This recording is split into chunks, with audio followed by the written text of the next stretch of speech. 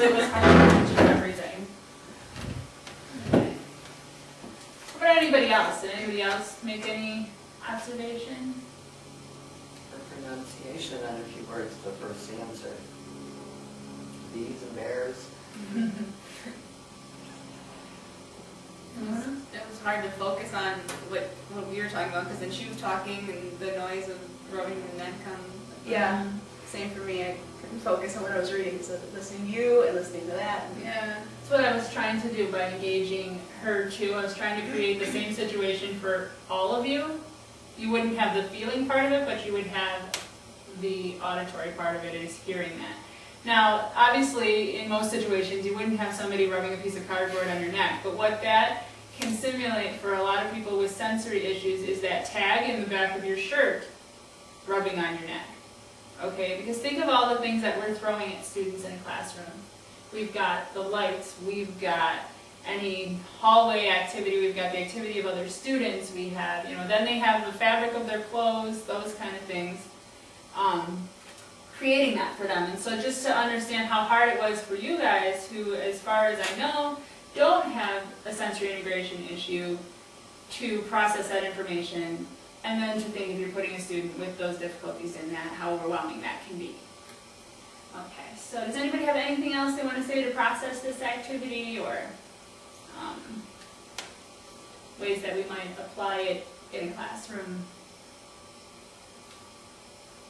Okay.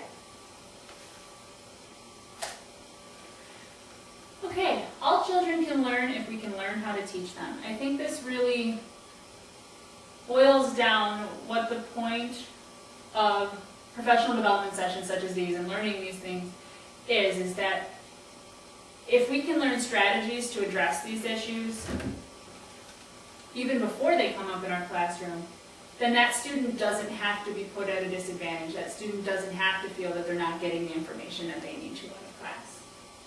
So it's just really something that is really important to resound with it. And it is kind of one of those stitch it on a pillow type things, but it really puts together that we're a team, and if we can all do our part to learn that, then we can teach these students. Our professional development presentation seeks to instill flexibility and variability, meaning that, as I said, no one case will be the same.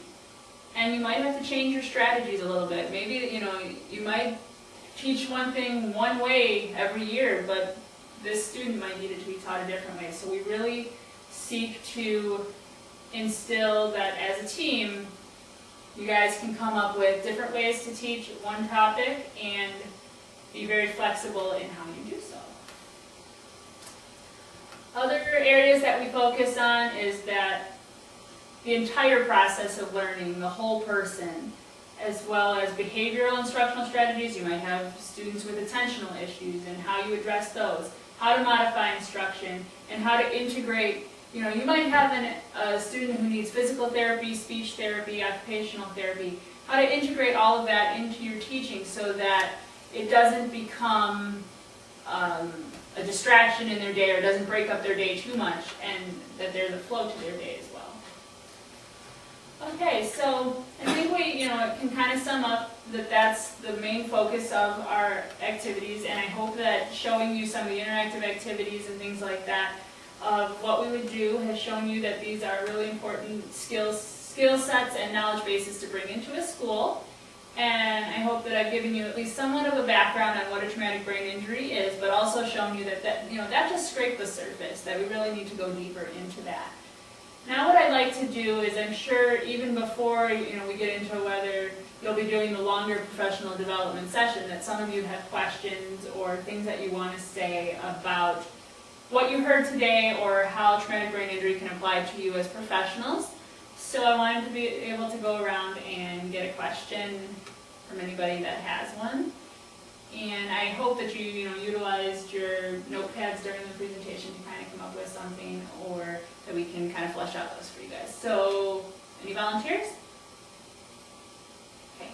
How much recovery can a person expect for the child after losing some of the motor skills with the teaching? A lot of that is dependent, as I said, on how old the student was when they sustained the injury and where the damage in their brain occurred.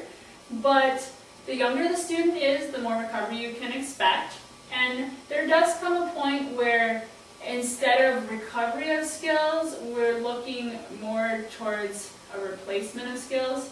So basically teaching them ways to accommodate for areas where they might have weaknesses. But like I said, younger students tend to get more recovery and don't necessarily need to learn those accommodations, but the older students, we might be teaching them different ways to do the same thing to accommodate for those weaknesses.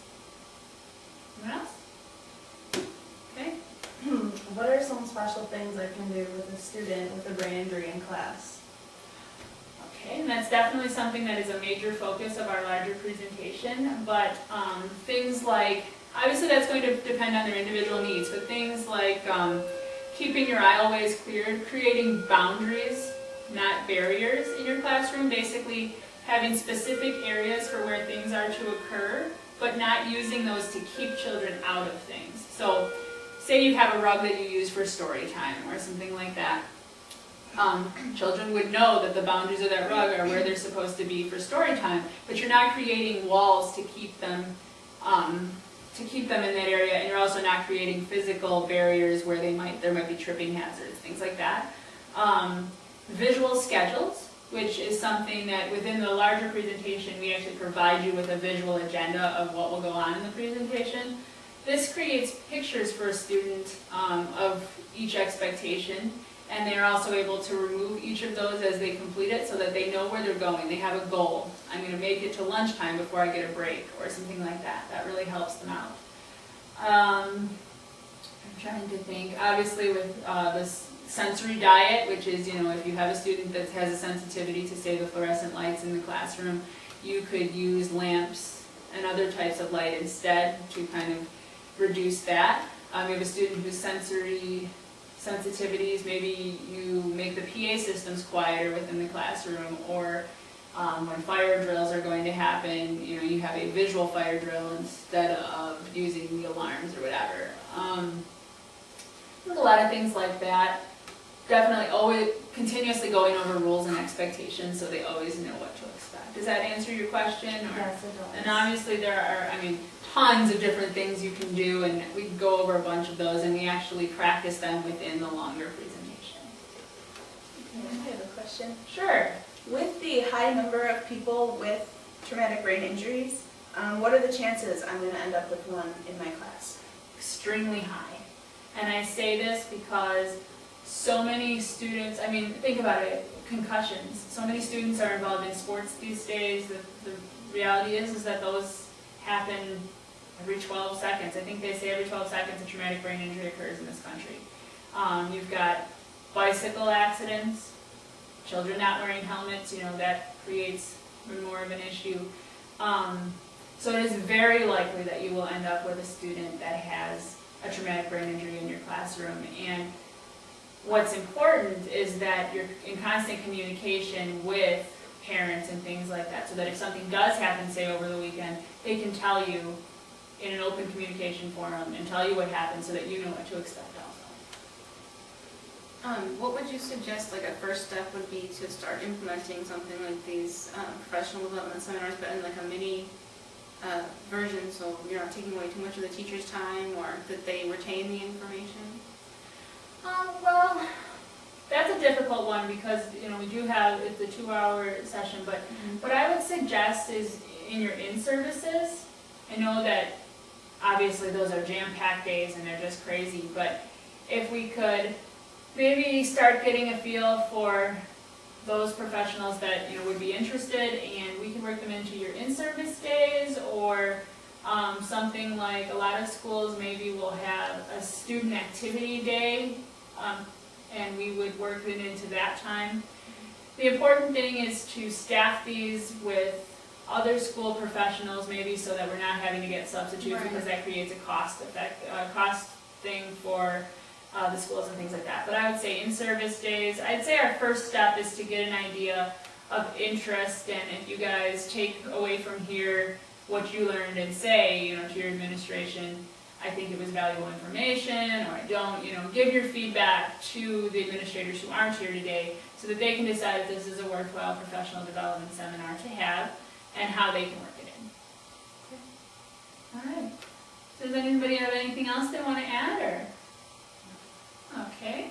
I want to thank you guys for coming today and hope that you can give me some feedback on the presentation, and I think that just about covers it.